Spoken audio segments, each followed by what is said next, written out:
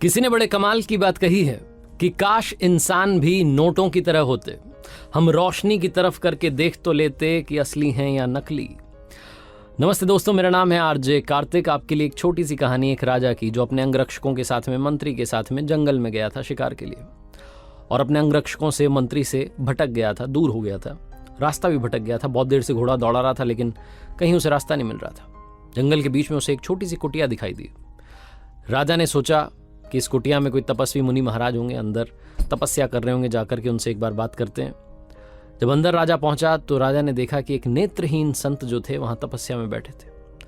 राजा ने कहा, सादर प्रणाम सूरदास जी, मैं आपसे जानना चाहता हूं कि क्या यहाँ मेरे अंगरक्षक मंत्री आए थे? जो तपस्वी संत थे उन्होंने कहा कि हाँ, यहाँ सबसे पहले तुम्हारा अंगरक्षक आया था, बाईं दिशा में मैंने भेजा। उसके बाद मंत्री आया था, उसको भी मैंने बाईं दिशा में भेजा।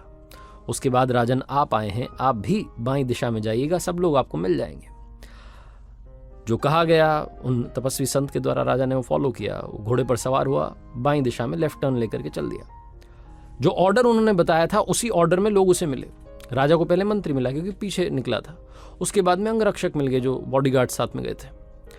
उन्होंने कहा कि महाराज अब आप मिल ही गए तो आइए अब शिकार पर चलते हैं। शिकार तो हुआ नहीं है। राजा ने कहा नहीं, शिकार पर नहीं चलेंगे, क्योंकि राजा के दिमाग में एक सवाल दौड़ रहा था कि वो जो नेत्रहीन संत हैं जिनको आंखें नहीं हैं, उन्होंने कैसे समझ लिया कि पहले अंगरक्षक आया, फिर मंत्री आया, फिर राजा आया। राजा सीधे उनकी कुटिया पर पहुंचे और जाकर के फिर से प्रणाम किया और पूछा कि एक दुविधा है, अगर उसका आप हल कर दें, बहुत देर से दिमाग में सवाल चल रहा है।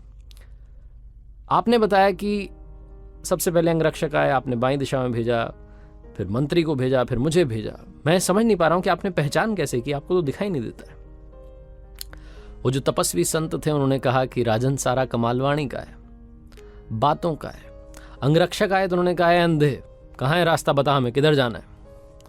मंत्री जब आए तो उन्होंने कहा, बाबा जी किस तरफ जा सकता हूँ, रास्ता भटक गया हूँ। और फिर जब आप आए तो आपने कहा, सादर प्रणाम सूरदास जी, बस मुझे रास्ता बता दीजिए। ऐसा बोल के आपने बोला और मैंने आपको भी रास्ता बता दिया।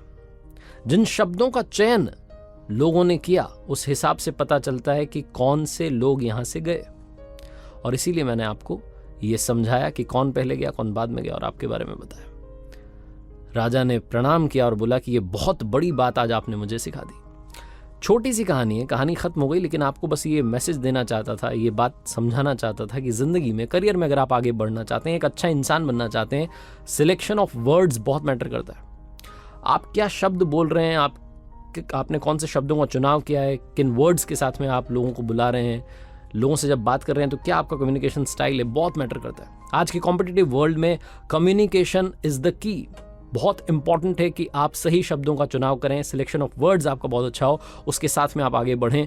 आधे काम तो ऐसे ही आसान हो जाते हैं, चाहे फिर आपको किसी इंटरव्यू में जाना हो, प्राइवेट जॉब में जाना हो, सरकारी में जाना हो, करियर में बड़ा आदमी बनना हो, बड़ा बिजनेसमैन बनना हो, कम्युनिकेशन बहुत इंपॉर्टेंट है। और कम्युनिकेशन की बात आती है तो शब्द बहुत इंपॉर्टेंट है। एक बार फिर से कहूंगा, जो अक्सर आपसे कहता हूं, ऊपर वाले के आशीर्वाद के साथ, अपनी सच्ची मेहनत के साथ और अपनों के प्यार के साथ कर दिखाओ कुछ ऐसा कि दुनिया करना चाहे आपके जैसा।